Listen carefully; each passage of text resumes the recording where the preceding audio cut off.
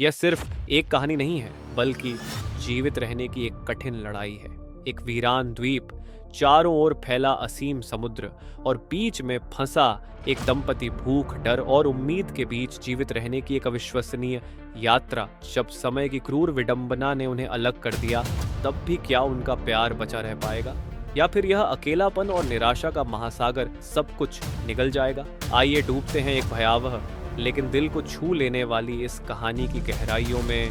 नवविवाहित जोड़े के लिए उनका पहला हनीमून एक भयानक सपना बन गया। दिशा भटकने के बाद पूरे 1 महीने तक समुद्र में बहने के बाद जब वे लगभग पूरी तरह से निराश हो चुके थे, तब अचानक पति ने सामने एक द्वीप देखा। वे खुशी से झूम उठे और जल्दी से कयाक चलाकर द्वीप की ओर बढ़ गए। लेकिन वहां पहुंचने के बाद उन्हें एहसास हुआ, यह विशाल द्वीप पूरी तरह से निर्जन था। उनकी निराशा और बढ़ गई। लेकिन तभी उन्होंने देखा कि द्वीप पर एक परित्यक्त बेस था। देखने से लग रहा था कि यह कभी कोई आपूर्ति केंद्र रहा होगा, लेकिन वर्षों से परित्यक्त होने के कारण अंदर ऐसा कुछ भी नहीं था जो उनके काम आ सके। इसलिए उनके पास कोई और विकल्प न होने के कारण उन्होंने समुद्र में लौटने का फैसला किया, इस उम्मीद में कि शायद किसी गुजरते जहाज से उन्हें मदद मिल जाए।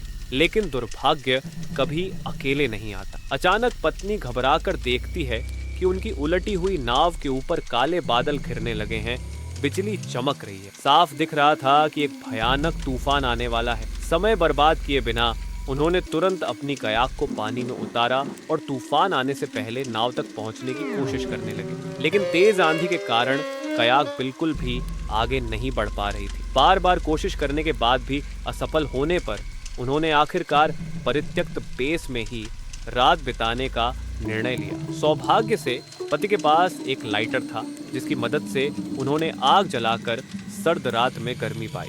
अगली सुबह जैसे ही आकाश साफ हुआ, वे जल्द से जल्द द्वीप छोड़ना चाहते थे। लेकिन तभी एक भयावह घटना घटी। समुद्र में उनकी उलटी हुई नाव कहीं भी दिखाई नहीं दे रही थी। उन्होंने तो नाव को भारी लंगर से बांध रखा था, तो फिर वह कहाँ चली गई? कुछ भी सोचने का समय न लेकर वे जल्दी से कयाक में सवार होकर अपनी खोई हुई नाव की तलाश में निकल पड़े। लेकिन कुछ देर बाद पति ने अचानक इंजन बंद कर दिया, क्योंकि उसे एहसास हुआ कि इस छोटी सी कयाक से नाव को खोजना असंभव होगा। इसलिए उन्होंने फैसला किया कि ईंधन बचाते हुए द्वीप के दूसरे किनारे की ओर जाया जाए, शायद वहां कुछ मिल जाए। इधर द्वीप के दूसरी ओर जाकर वे दंग रह गए। वहां असंख्य पेंगुइन घूम रहे थे। चूंकि पेंगुइन केवल दक्षिणी गोलार्ध में पाए जाते हैं, इसलिए यह पक्का हो गया कि यह द्वीप दक्षिणी ध्रुव के बेहद करीब है। इसके बाद पति द्वीप की सबसे ऊंची चोटी पर चढ़ने लगा, यह देखने के लिए कि कहीं ऊपर से कोई मदद मिल सकती है या नहीं। लेकिन निराश होकर उसने देखा कि चारों ओर सिर्फ विशाल समुद्र और यह सुनसान द्वीप था, और कुछ भी नहीं। मजबूरी में उन्होंने वापस लौटकर परित्यक्त बेस को ही अपना अस्थायी ठिकाना बनाने का फैसला किया। सौभाग्य से बेस के अंदर से उन्हें कुछ खाने पीने की चीजें और पर्याप्त मात्रा में शुद्ध पानी मिल गया, जो उनके जीवित रहने के लिए पर्याप्त था। फिर उन्होंने बेस के कुछ लकड़ी के टुकड़े निकालकर पहाड़ी की चोटी पर एक बड़ा सिग्नल बनाया, ताकि कोई हवाई जहाज ऊपर से गुजरे तो उन्हें देख सके। इस तरह 10 दिन बीत गए, लेकिन लगातार समुद्री घोंघे और सीपियां खाने के कारण उनके शरीर में कई तरह की समस्याएं उत्पन्न होने लगी। शरीर के लिए आवश्यक वसा की कमी के कारण वे बहुत कमजोर होते जा रहे थे। आखिरकार जिंदा रहने की मजबूरी में उनकी नजरें द्वीप के पेंगुइनों की ओर चली गई। आदमी लोहे की छड़ के एक सिरे को तेज करता है और फिर उससे एक कुल्हाड़ी बना लेता है। मोटे तगड़े पेंगुइन को जमीन पर देखते ही वह बिना एक पल गंवाए उस पर झपट पड़ता है। उसकी पत्नी पास खड़ी अपनी आंखें ढक लेती है। वह यह दृश्य नहीं देख सकती। इतनी सुंदर और मासूम सी दिखने वाली एक जीव की कोई हत्या कैसे कर सकता है? लेकिन रात को जब खाने का समय आया, तो पत्नी अपने पति से भी ज्यादा खुशी से खाने, क्योंकि वे इस सुनसान द्वीप पर पूरे 1 महीने से फंसे हुए थे।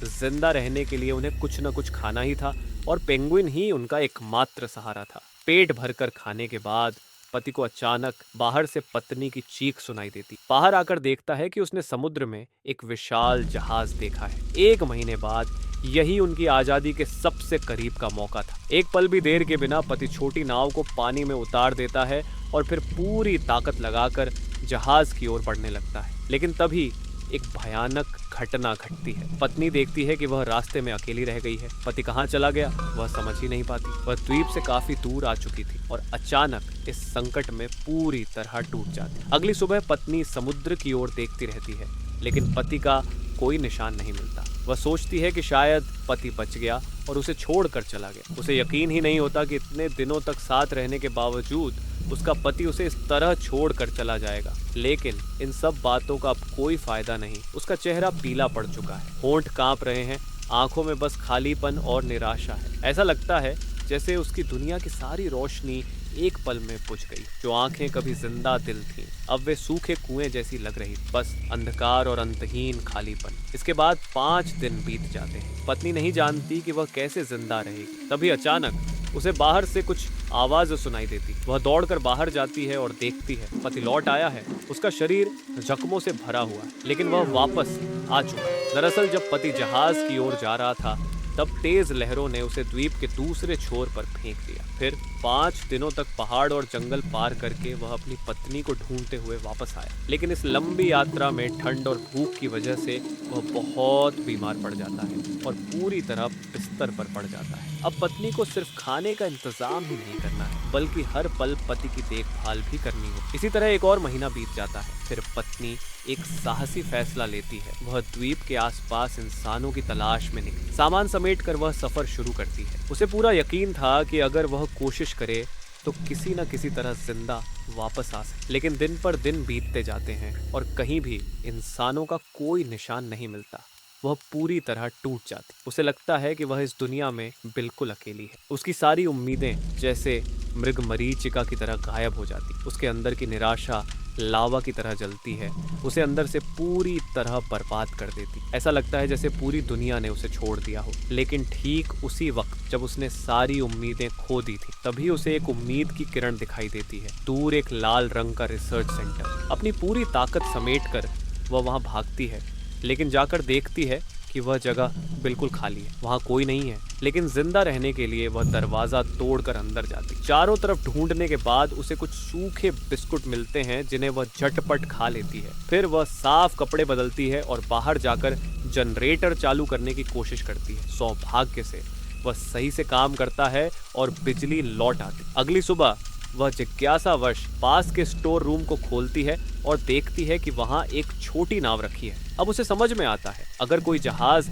इस रास्ते से गुजरे तो वह इस नाव से आगे बढ़कर मदद के लिए पुकार सकती है। लेकिन इतना सब होने के बाद भी रात को उसकी आंखों में नींद नहीं। उसका पति अब भी उस वीरान शिविर में पड़ा हुआ है। क्या वह अब भी जिंदा है? अगले दिन वह सारा सामान समेटती है और फिर नाव लेकर अपने पति को ढूंढने निकलती है। लेकिन वहां जाकर देखती है कि पति का कोई निशान नहीं। अगर वह मर भी गया हो तो कम से कम उसकी लाश तो होनी चाहिए, है ना? वह पूरे इलाके में ढूंढती है, लेकिन कहीं भी पति की लाश नहीं मिलती। तभी उसे एहसास होता है पति ने खुद को जमीन के नीचे दफना लिया है। वह फूट फूट कर रो पड़ती है। अगर उसने पति को छोड़कर जाने का फैसला नहीं लिया होता तो आज यह सब नहीं हुआ होता। लेकिन ठीक उसी पल वह महसूस करती है पति अब भी जिंदा है। एक पल भी गंवाए बिना वह पति को घसीटकर नाव पर लाती है और फिर रिसर्च सेंटर की ओर लौट जाती है। अगले 1 महीने तक वह पति की देखभाल करती है। धीरे धीरे पति ठीक होने लगता है। कुछ समय बाद वह फिर से चलने फिरने लायक हो जाता है। पति को दोबारा खड़ा होते देख पत्नी खुशी के आंसू बहाने लगती है। इतने दिनों बाद उसे एहसास होता है कि अकेले रहना कितना कठिन होता है। दिन बीतते जाते हैं और पति पूरी तरह से ठीक हो जाता है। एक दिन जब पत्नी खाना बना रही थी, तभी बाहर से कुछ आवाज आती। वह दौड़कर बाहर जाती है और देखती है एक जहाज रिसर्च सेंटर की ओर आ रहा है।